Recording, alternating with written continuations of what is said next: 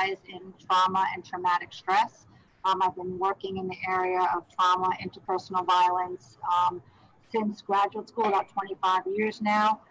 This is something that I do in my private practice with patients in therapy, but also in the legal system as well. So I'm going to talk about some mindfulness hacks. How are there ways that we can try to get some sense of safety in our own home? And that's, obviously we want physical safety always, but also emotional safety when we're being attacked verbally and berated and controlled. Like, how do we get a sense of being regrouped? And what I want to just start with is understanding that this kind of interpersonal trauma, interferes with so many domains of our sort of psychological being.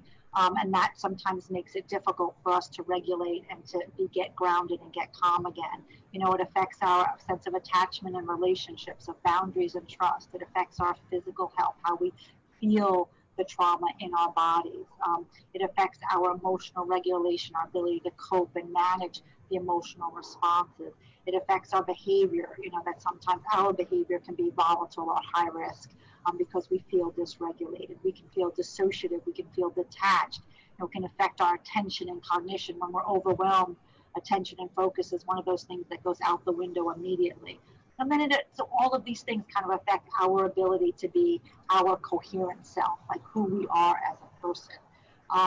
So, one of the things that we know is that, and this is kind of drawing upon some of the work of Stephen Porges, is, that we have these things built in our brain, these neuroreceptors that understand danger and safety and life threat. And they get activated without sometimes our cognitive thought, right? And our nervous system then detects that. And when that nervous system detects that, again, whether it's sort of verbal assaults or physical assaults, our sympathetic nervous system gets activated. And the sympathetic nervous system is meant to keep us safe, but it sends all these sort of things wiring in our body that give us that sort of fight or flight, that agitated, anxiety, fear-based place. And then what we're trying to do to regulate and to calm down is try to connect with that part of ourselves to regulate ourselves, right? We want to kind of try to regulate what I call our vagus nerve hacks, right? So the vagus nerve is when, it goes from the head down to the throat, down to the chest, right? And that's what happens when we get supercharged. When we're overwhelmed, we need some kind of skill to reset our brains so that we can try to move on and get grounded, to keep doing our work, to get sort of back in the moment, or just to feel better. So when we're anxious and panicked, right, we may freeze. We can't just tell it to stop, but we can certainly put a brake on it to try to activate its counterpart, right? And the counterpart is the parasympathetic nervous system. That's what kind of brings our bodies sort of back to that baseline. And we call it the vagus nerve because it's that wandering nerve that sort of is the major controller of the parasympathetic nervous system. So a few kind of simple hacks or simple techniques that we can do to try to bring that down is to kind of physiologically calm ourselves down. Now, one of them, and interesting, we did that last week in Patricia's presentation, was singing, right? Using this part of our body, humming, oming, om, singing. Those activate the vagus nerve, which basically tells the brain, like, wait a minute, what's going on? I have to focus on something else. And that has the ability of calming down our body. So sometimes it's thinking about, is there a favorite song that you like to sing? We talked about last week about the childhood songs. Sometimes some of us, those evoke positive memories. Sometimes it's just, I have one client who sings the ABCs. ABC, that becomes a calming ritual for her. Gargling. Sometimes you can just go in the bathroom, and if you have the Listerine or you have the Cinnamon Act, whatever it is, you can just do a quick gargle, right? Things that are available. You can just get some warm salt water. The gargling kind of can activate that vagus nerve that allows the body to sort of calm down. Splashing water on your face, cold water. Sometimes we see those folks who put their face in a big bowl of ice water, right? It shocks the brain. It shocks the vagus nerve that says, I've got to do something other than being in this fight or flight response. Sometimes putting a cold, washcloth on the nape of your neck, your brainstem, right? Things that the brain has to figure out what's going on, right? We're trying to shock and activate that vagus nerve. Burping, right? Now we're getting down into our abdomen, trying to burp kind of activates that whole vagal nerve, which is really going to help calm us down. And then we're back to sort of what I'm going to talk about a little, really being mindful of our breath, right? when we do deep, slow breaths, that's known to activate the vagus nerve. It's known to activate and trigger our parasympathetic nervous system. We cannot be hyper aroused and deep, calm breathing at the same time, right? They're not going to go together. So your brain wants to pick one of the other. And one of the tricks is that you really want to exhale longer than you inhale, right? So, we always want to remember that when we inhale, we're inflating that balloon, right? So we want to push out that belly. As women, we always walk around, we're told to suck in our stomach so, we don't, look heavy. But we really want it when you have that hand on your belly and you inhale for a count of 4, that belly should be really big and distended. But then we want to try to exhale. Almost to a count of 8 if we can. Sometimes people say when they start this, they can feel dizzy. So you might want to start it slowing down while you're sitting. But these are some ways that you can do something in that moment. So some of the sort of mindful techniques are really kind of been around for hundreds and thousands of years that people have been using, and they've been known to sort of, now that we have some more neuropsychological research, to really regulate our systems. So thinking, there's a few that I like to use, and I want to also give a shout out to my colleagues at Weill Cornell Medical College, where I am on the faculty, and we've been using these throughout March with all of our faculty members and our first responders whose sort of sympathetic nervous system also was on overdrive in working through COVID. And one of the ones that we use is the 5-finger breathing, right? So where when you go up, we inhale, and then when we go down, we exhale. When we go up, we inhale, and when we go down, we exhale. Right? So when we're doing this, we're doing a motoric movement, right, which is having the brain focus on something else, and we're doing the breathing, which is doing our vagus nerve stimulation, right? And it also makes it very concrete. You can go all the way to the end, go all the way back, and then do the other hand. A very kind of simple thing that we can use to sort of kind of regulate ourselves. The other one, and I talked about this, I think, in one of our first, is a loving kindness meditation. When you're being injured and hurt and put down, we want to bring some kindness and some love and some attention to yourself. So when you're kind of thinking about, doing your breathing, kind of choosing, I would say sort of choosing a posture from a place of power, choosing a posture that represents dignity, that represents your self-worth, which is sort of, our shoulders are back and we're sitting up, and when we're taking in that breath and we're exhaling, one of the mantras that we can come up with that we've been using is, may I be safe, may I be healthy, may I have peace of mind. And of course, we do that much slower, corresponding with our breath. And the loving kindness, what we also do is we push that forward. We allow that to also go to the external world and somebody who we have kind of deep affection for, or who is in our kind of mind at this moment. And then with our breath, we say, may you be safe, may you be healthy, and may you have peace of mind. So these are, again, some just little hacks and techniques that you can use. And my clients say to me, and I'm guilty, I say to myself, I don't have time for that. I don't have time to meditate. And we can find these moments in our day where this is what we do. When I go get my iced coffee at 3 o'clock, I'm going to do, as I'm waiting and I'm getting it out of the fridge, I'm going to do a mindful meditation while I'm doing that.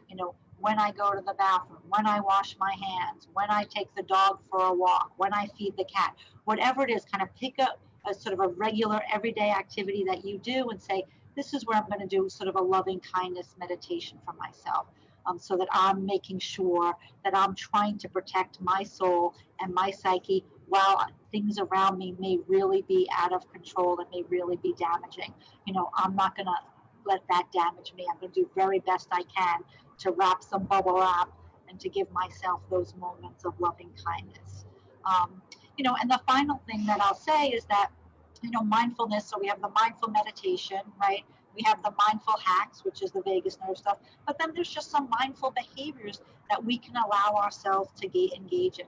And that can be mindful stretching, like just taking that moment where I'm just going to stretch and I'm going to lean and I'm going to pull, and I'm just going to allow my spine to move around, and doing that with intention, saying, I'm doing this because this is okay for myself.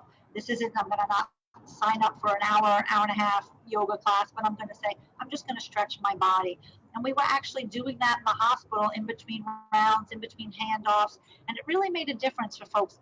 2 minutes we're talking. We're not talking about 30 minutes, even 5 minutes. These little things really can add up and help. And then there's also the mindful walking. Given that we're all sort of stuck in COVID, most of us in the house working from home, I'm working from home since March 11th, being able to go out and walk and doing that with mindful intention. Look at the sky. What do you notice? Is it blue? Is it white? Is it gray? Is it cloudy? What are the smells that you notice? What are the sights that you notice? And this could be a short 15-minute walk. This can be an hour walk, whatever you want, but kind of thinking about it of giving back to yourself. And these are the little things that, I hope you can find might be helpful for you to implement so that you can have some sense of emotional safety.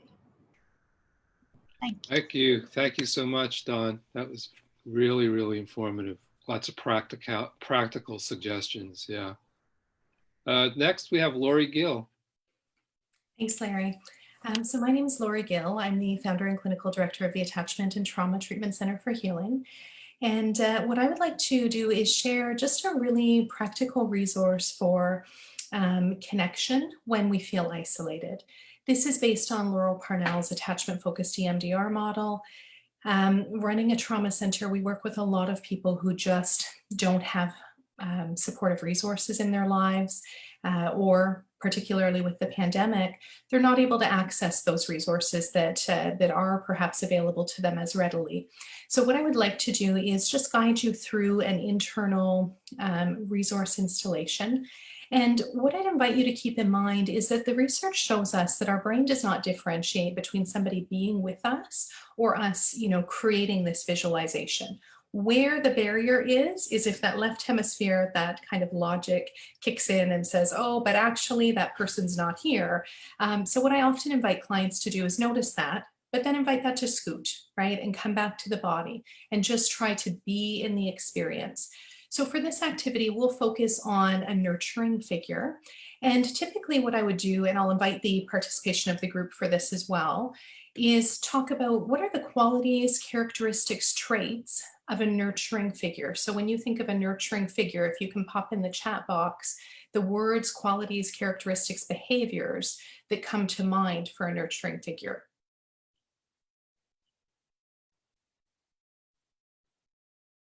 And I also often will say to people, when I'm working with them one-on-one, I'm going to keep it more general for the group, but we'll look at, an individual. It might be somebody from TV, real or created, someone we know, a character from a book, right? We can draw from all of these different elements. Okay, so we have kind, supportive, warm, loving. I'm going to add in protective. Great. Any other words, qualities, characteristics that come to mind? I don't know if the Facebook page, I'm going to peek in there to see if there's any posts there as well. Compassionate, great. So basically what we're going to do is do a resource installation focusing on these traits. And the way this works is we're just going to use bilateral stimulation. So what I say this technique does is it takes it from up here where there's a lot of things that clients and people know, right? We know that something's not our fault, or we know that there are people who care about us, but in here, we don't necessarily feel it. So when we use the bilateral stimulation, it promotes integration between that right brain emotional felt state and that left brain logical level, that meaning making level, and helps with integrating and embodying. So one of the techniques that we use is tapping it in. So this is based on Laurel Parnell's work of tapping in. I'm going to show you up here, but for many people, this might not feel comfortable. You can tap anywhere. You can tap on the outside of your legs, your knees, you can even tap your feet, right? Or the table in front of you. But the idea is one, then the other, one, then the other. So I'm going to invite you to first call to mind those qualities and characteristics of a nurturing figure. right? And really get a good sense of that before you start tapping. So, kind, warm, loving, attentive, protective, compassionate, right? And being able to really get a sense of that. And when that feels solid for you, when you feel, either maybe you even do have a person or a character or a spiritual figure or an imaginal resource that comes to mind. But the idea would just be just to focus on those traits and tap that in for as long as that feels good for you.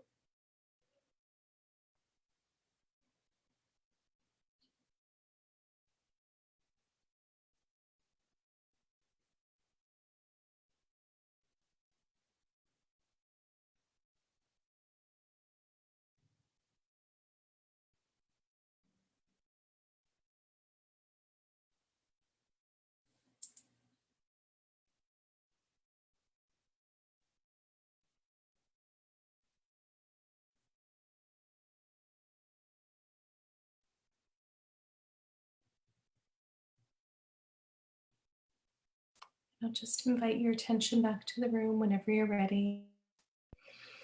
And just pausing to notice, how did that feel for you? Is anybody comfortable sharing? What did you notice in your body? What did you notice emotionally, physically, somatically?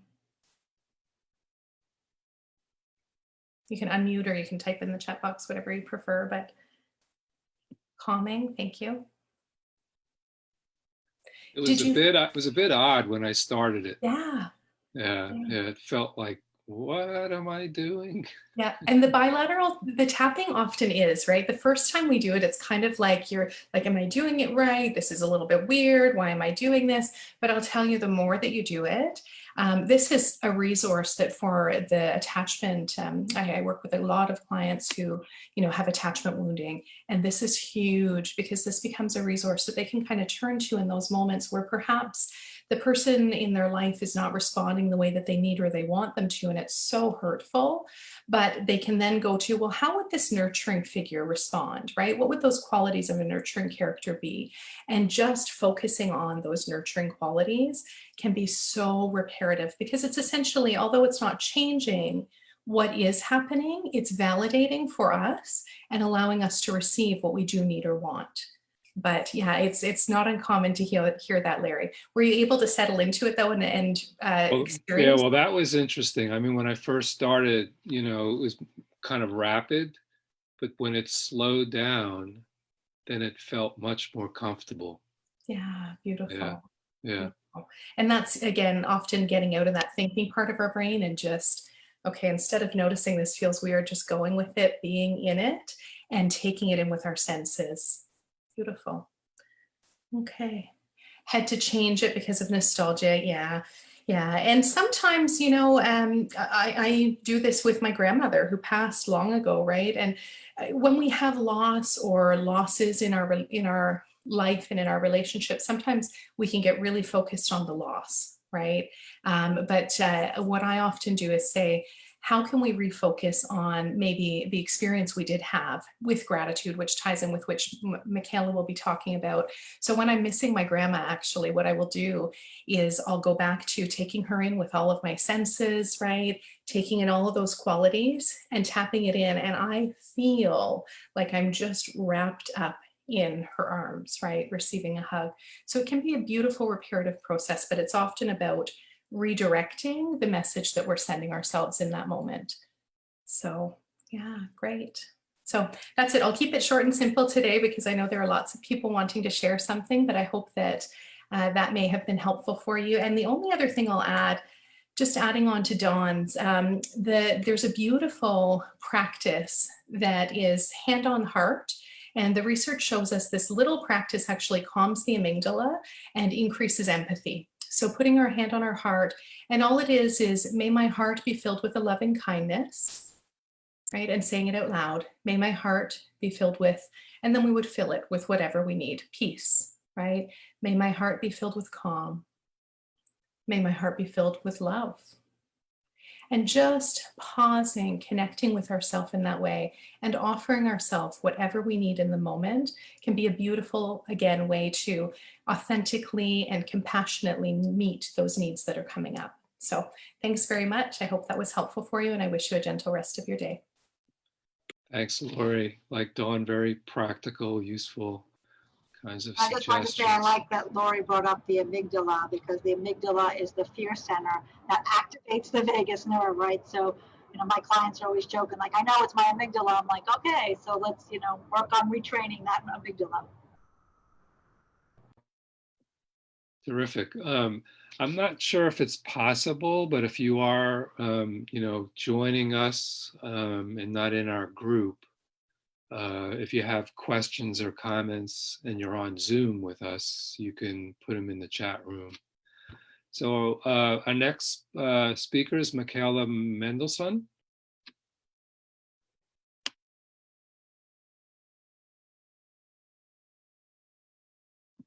You are muted. There you go. All right, I'm unmuted now. So hi everybody, and thank you, Lori and Dawn, for those presentations. I think this is probably kind of a good segue to talking about gratitude. So I'm a clinical psychologist in independent practice in Boston, Massachusetts, and I have a specialty in working with trauma survivors, mainly adults, specifically adult women who are survivors of interpersonal trauma. So I was going to talk about gratitude and cultivating gratitude as another strategy for establishing some internal sense of safety and calm when the external is chaotic and frightening and beyond our control. And especially during, kind of times like this, where things feel so dark, it can be really helpful to refocus our attention onto some of the things that we feel grateful for. And that doesn't mean kind of ignoring the things that are bad or scary or not doing anything about them or not addressing things that kind of we see and feel are unjust. But it's about making space to also reflect on the things in our lives that we appreciate, whether they're tangible or intangible. And in the process of doing so, what people often recognize is that that at least partly some of the things they feel grateful for come from outside of themselves. And that can help us to feel and become more connected to other people, to the world around us, to a higher power, to nature, to whatever it is that we feel grateful for. And at the same time, cultivating a gratitude practice can connect us and make us aware of the things and qualities within ourselves that we value and that we appreciate, whether it's qualities like honesty or bravery or integrity, or compassion for other people. And so it can, it can help us in a number of ways to become more kind of grounded and situated. And what's really interesting is that there's actually been a fair amount of research, mainly in the field of positive psychology, that has shown the mental health benefits of practicing gratitude. I was just going to mention a couple of studies. There was one pretty large and well-known study done in 2017 by Emmons and McCullough that looked at, it was a pretty large study looking at groups of students. One group was asked to write about things that they felt grateful for over the past week. Another group was asked to write about things that had irritated or annoyed them over the past week. And a third group was asked to write about just neutral topics or neutral things that had happened over the past week. And what they found is after about 10 weeks of this writing exercise, the students who were in the group that reflected on sources of gratitude, that they were consistently more optimistic. They had had much more positive feelings about their lives. And what was unexpected is they also found that same group was exercising more frequently and had fewer physician visits than the other groups. So that was that was interesting. And then there was another study also done by Seligman, who is one of the kind of big names in positive psychology, where he just compared a whole lot of different positive psychology interventions and found that one of the ones the one with the strongest effect was having his participants write and deliver a letter of gratitude to somebody who had shown them some kindness and hadn't been properly thanked. And that he found that a month after that single intervention, that single activity, people were still reporting positive benefits in terms of kind of feeling happier. So, and there's been other research done also in the areas of couples and areas of like people in the workplace, managers expressing gratitude towards employees that have shown similar findings of these kinds of positive benefits. So, there's certainly there's evidence that, it's not just a theory, there's evidence that gratitude can actually have a very positive, expressing gratitude can have a positive impact on mental health. I wanted to just, one of the things that would be interesting as well, and I don't know if anybody's doing this, would be to see if anybody's studying gratitude in the current context in terms of, kind of whether people who have a consistent gratitude practice are coping any better with the pandemic than, people who don't include this in their ways of coping. It's just an interesting thought. I wanted to run through just a couple of exercises just on the practical side of things that we can do or that we can do with our clients to promote gratitude or to kind of find ways of engaging with this feeling. The one thing that's really easy to do is to have a gratitude journal, which is basically just a matter of kind of every day or every couple of days or every week, just writing down 3 to 5 things that you feel grateful for as a way of reflecting on that. An alternative to that, which can also be really helpful, is to have a gratitude jar, which can be something that you pick out, something that you decorate if you wish, and just to have little slips of paper. And then when you think of something that you're grateful for, to write it on a slip of paper and put it in the jar. And the wonderful thing is then if you're having a day where you're feeling really down or overwhelmed, you can go back to that jar, you can unpack it, you can read over those things, and that's something that can help to lift one's mood. There's actually, I'll talk about children specifically in a moment, but there's some alternatives for that as well. The other idea is to have some sort of object like a rock, like a gratitude rock, something that you can place in a fairly prominent location, like on your desk or next to your bedside table, or so that it kind of acts as a prompt almost every time you see it to think about something that you feel grateful for. There's also, I know people have spoken about kind of meditation and mindfulness meditation. You can do gratitude meditations as well. There are, kind of a variety of different ways of meditating about people, things, experiences that one feels grateful for. What I often find with clients, especially clients who have a hard time identifying sources of gratitude, is to sometimes kind of use prompts. You could even make a worksheet with prompts. So for instance, saying 3 people that I feel grateful for are, I feel grateful for these 3 things that I can hear. 2 teachers that I feel grateful for are, to have those kinds of prompts so that, to make it a more kind of focused, directed task.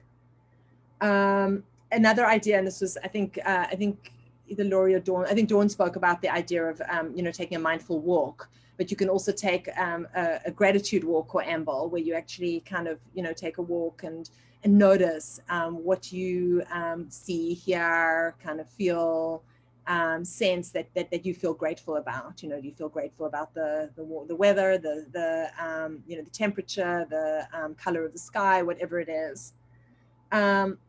And then the other idea is to do a sort of a gratitude letter or gratitude visit, which actually involves like writing a letter to somebody that you feel grateful for, especially if it's somebody who kind of, you haven't had an opportunity to express that to. And that can be a letter that you send to that person or not. Or it could be a letter that you take or use as a kind of prompt to go and visit that person, obviously at the moment in a socially distant sort of way, to be able to share those feelings of gratitude. So those are just a couple of different ideas and exercises. I just wanted to mention a few variations just for doing with children as well. One of those is the idea of you can make a gratitude tree. And that's actually very easy to do if you get a vase and just some kind of branches, and put the branches in a vase, and then cut out leaves from colored paper or even white paper, and punch holes in them. And then with either ribbon or string, you can tie those leaves to the tree, and a child can write something on each leaf that they feel grateful for. So it's basically the idea of a gratitude jar, but it's putting it on a tree, and they can watch the tree kind of bloom and get more leaves, and something that they can keep over time.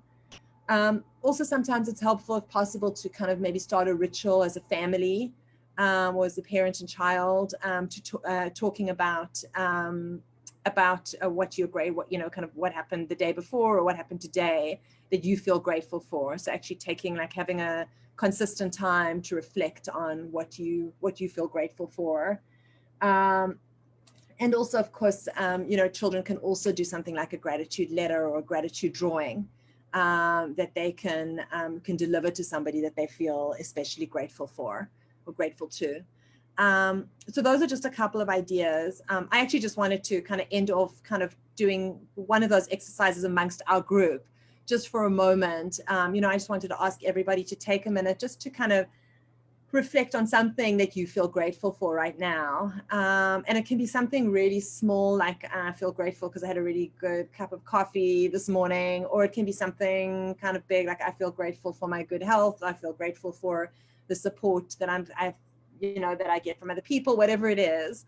And if you feel comfortable, just to throw it out there, either in the chat box or just to unmute yourself and say it aloud.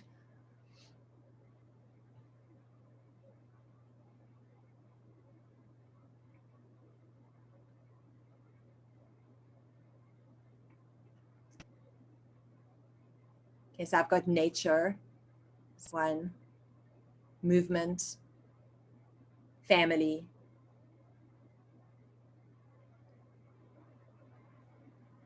I'm grateful for the lake near my house. It's completely restored and comforted me.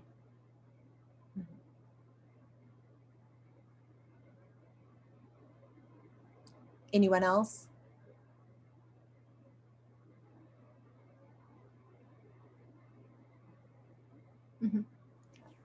Feel grateful for being the same thing, Patricia. Feel grateful for this group to be able to continue to sort of think about things that we can use with our own clients and our own families, and it just sort of replenishes that sense of goodness in the world and that sense of of hope and of peace. So grateful for that.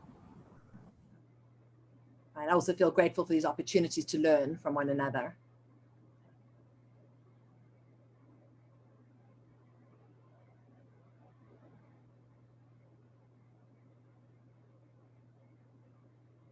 Lenore says, I feel grateful for this fantastic group of presenters.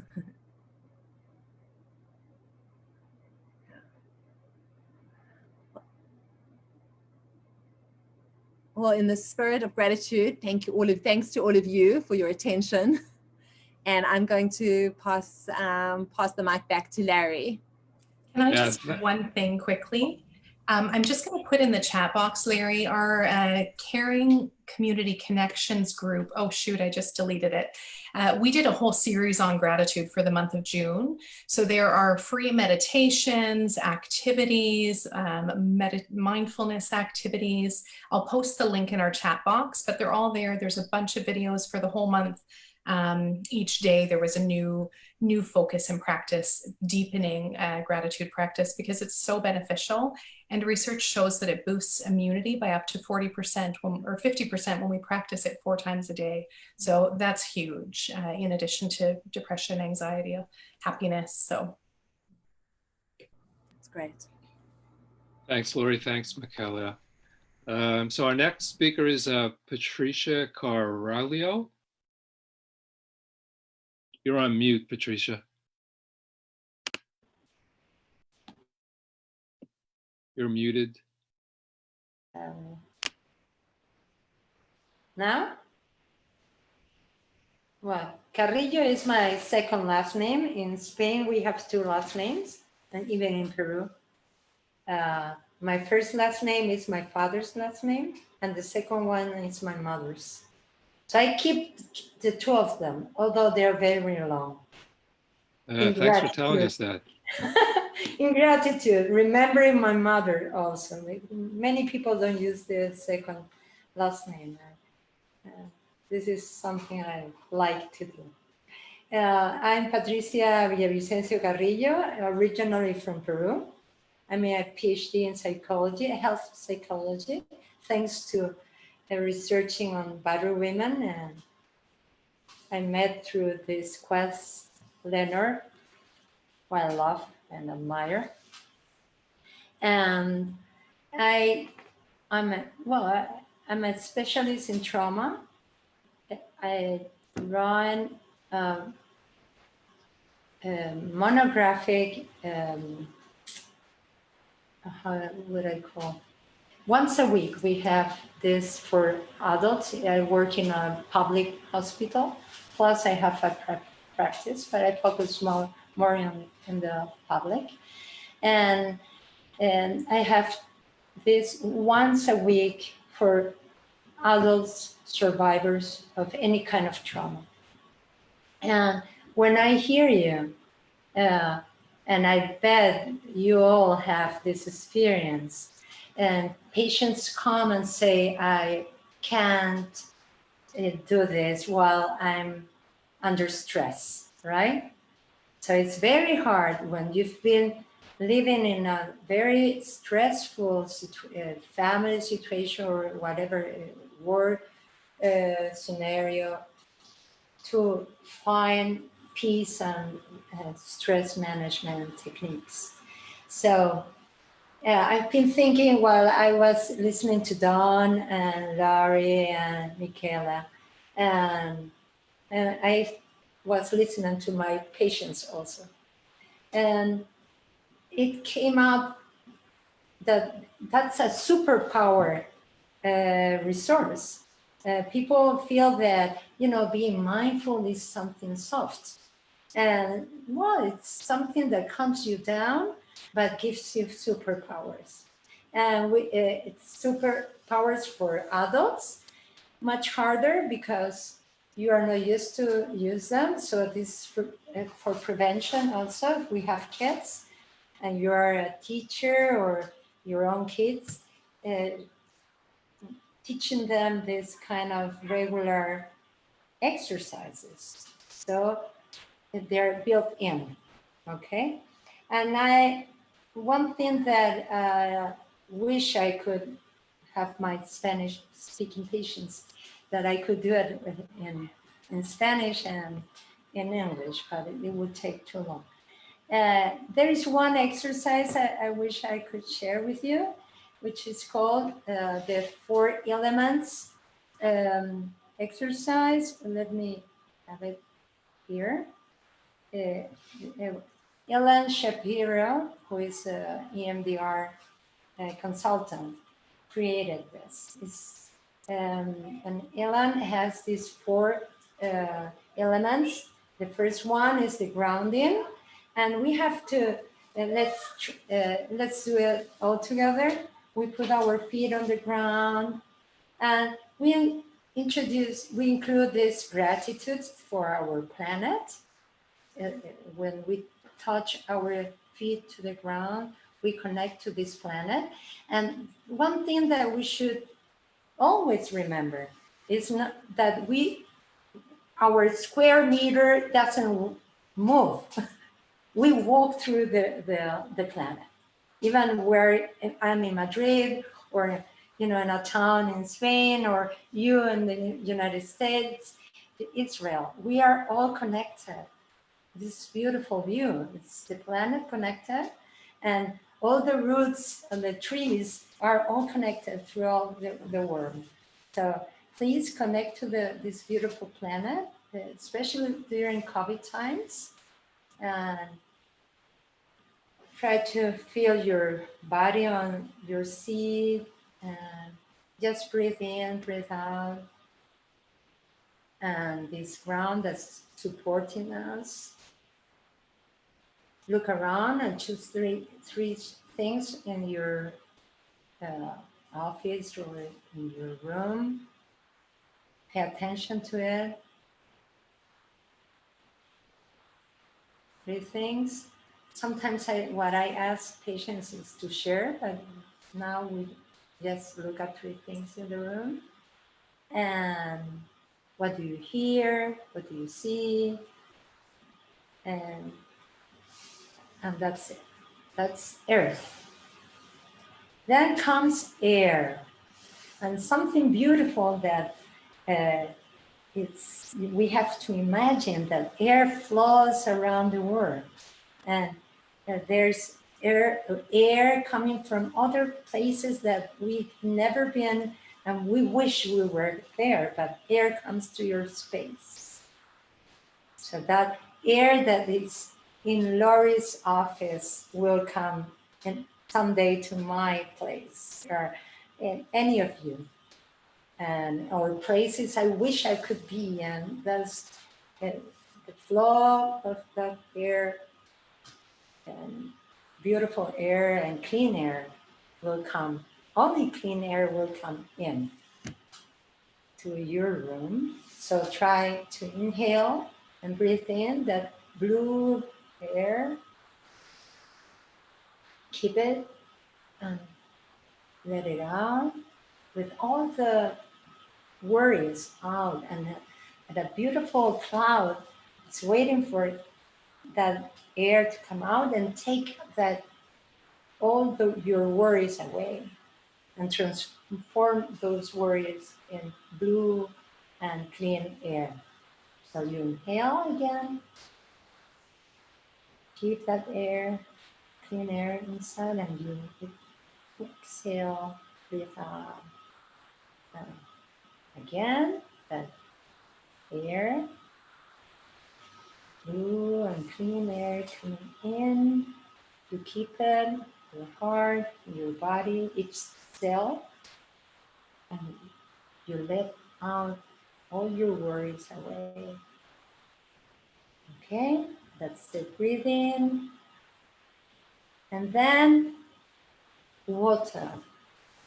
When we are anxious, we feel that there is no saliva in us, right? So I don't know if Don said, or Lori or Michaela, we drink water, give water when somebody is stressed.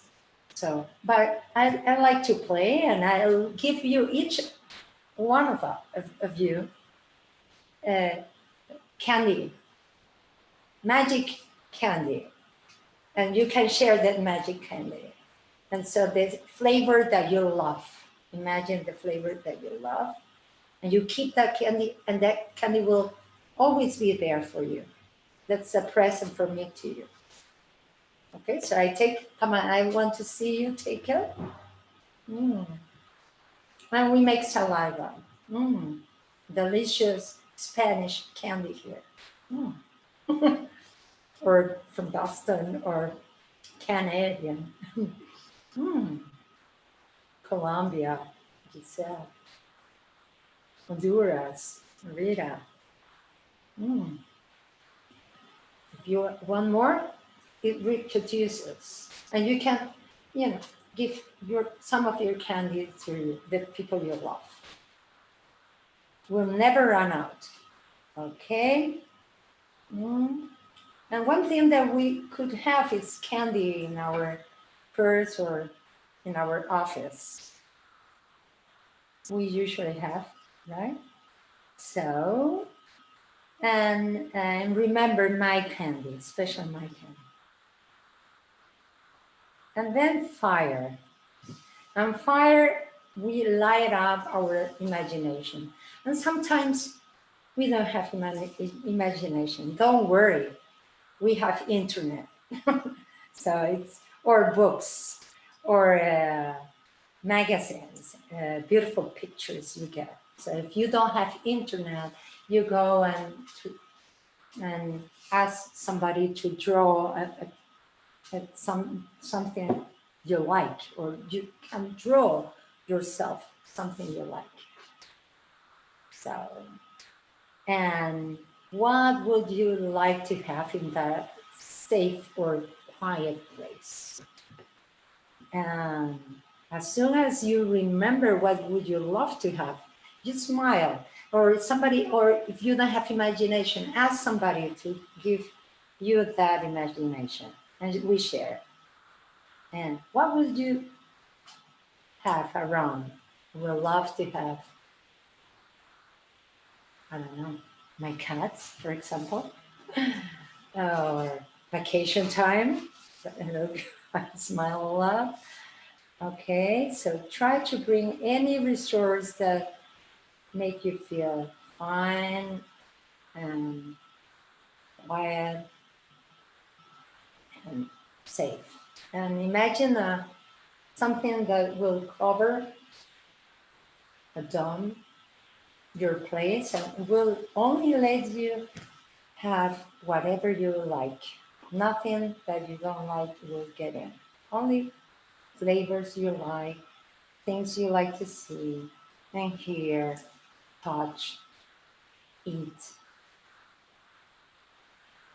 And inhale. You don't need to close your eyes. And if you feel calm, and something that will tell you if you feel calm is try to do an X-ray, body X-ray, and see how you feel. 0 down, 10 up, calm. And if my patients say, oh, it comes up to 6, okay, let's bring something else. So we can have an 8, at least an 8. And we can help. What kind of things you like to hear, and what kind of music you like to play. Or you have it, and then we do the butterfly hug. And as Dawn did, you don't need to, or Laurie, you did the tapping, right? So it's true that some people don't like to do this, especially men feel kind of funny. So, or even women. So we touch our body gently. Whenever you are, focusing on the things that make you feel calm and happy, and that's it. That's something that we should do every day. We have to explain that if you do it only under stress, might not work. So we encourage our patients and everyone here to do it every day. Every day in the morning, before getting up, 2 minutes or 1 minute, you don't need more. That's a way to stop and inhale, exhale. What you can do, only earth, only air, only water, only fire. And that's it. I think I have finished. Thank you so much for giving me this time to share. Thank you, thank you, thank you. So I think we have some time for questions. Doesn't look like we have anything in the chat room from folks other than our group. Maybe they don't have access. Any comments or questions from our task force? I actually just had a comment that I wanted to add, that I think that especially for trauma survivors, often they feel a lot of fear about relaxing and about letting down their guard and being able to relax the fight-flight response.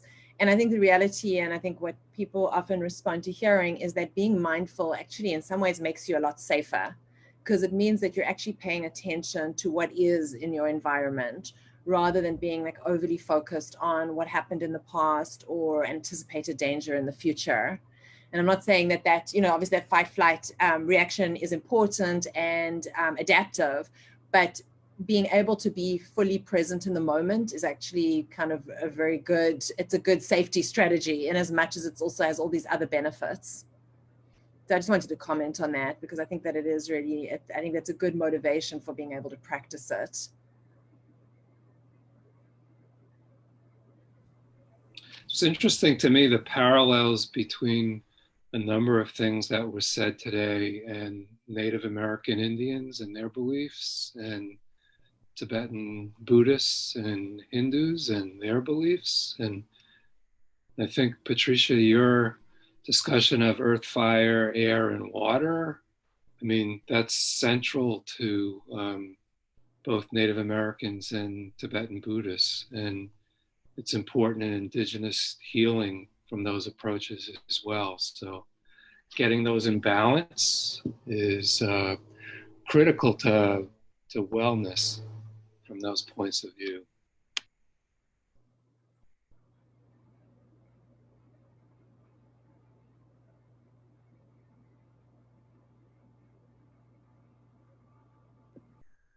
Other comments, questions?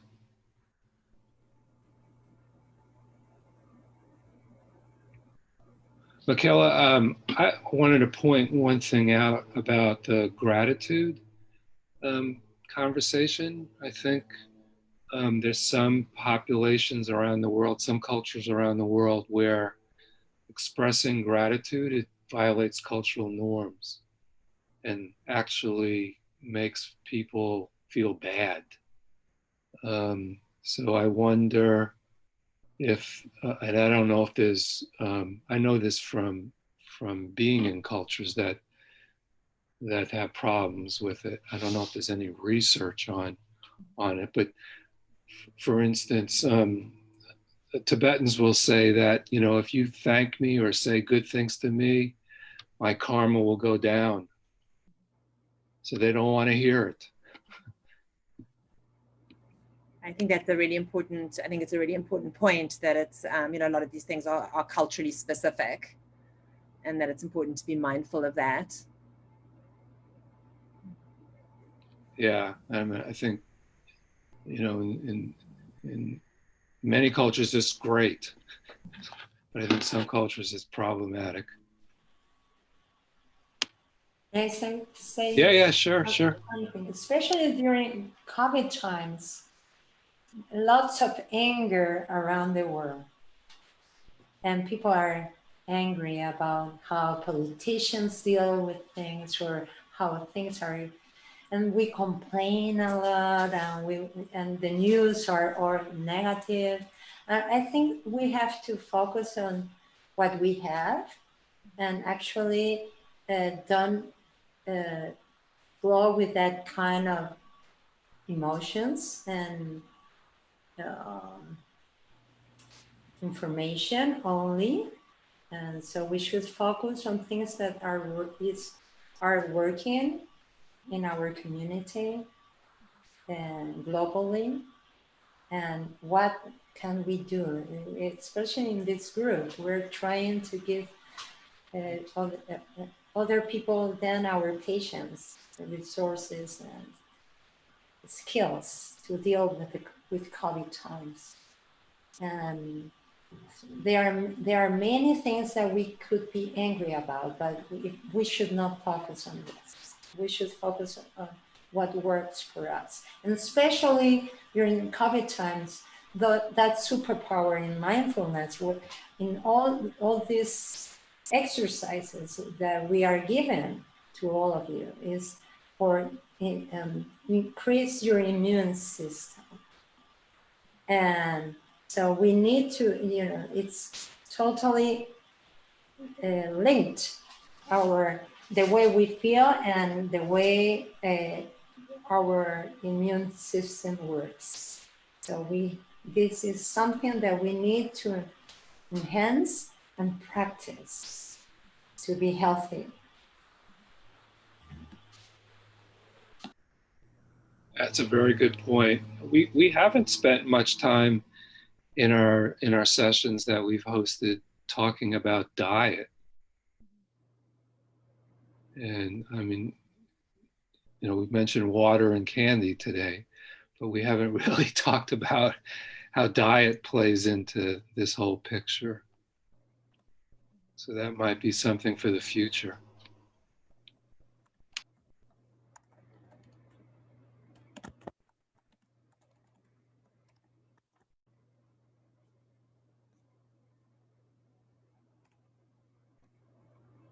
So I think we're at a time here. Thank you to the four of you for so many practical, useful, easy to think about suggestions, maybe more difficult to implement, but with practice we can do it. Yeah, thank you. Thank you so much, Larry. Sorry, I just cut you off there. I just wanted to thank you all. This was really helpful being a participant and just being able to listen with, and I'm thinking with the loss of so many individuals right now and personally grieving through a loss, being able to hear this has been really helpful. And I just hope that we continue to engage in these conversations and these roundtables from different facets. We have from Spain, we have from Canada, from all these different places, wonderful places. So I really wanted to thank you all, Larry, Michaela, Patricia, Lori, Rohini, who's not here, just everybody. I'm sorry if I didn't mention your name. Thank you all so much. Well, we're all thinking about you, and you're not alone. Yeah. Take good care of yourself, Giselle. Yeah. Giselle, we love you. Hugs. Thank you all. And we will see each other next week. And we were going to continue our roundtables. And I think it's essential for us to continue to have more topics. And we have new members. We have Dawn, we have Nikki, we have Kevin, and we have the old timers, which are us. I'm eternally grateful for all of us. So I thank you. And let's continue. Take care, everybody. Bye. Bye, everybody. Bye.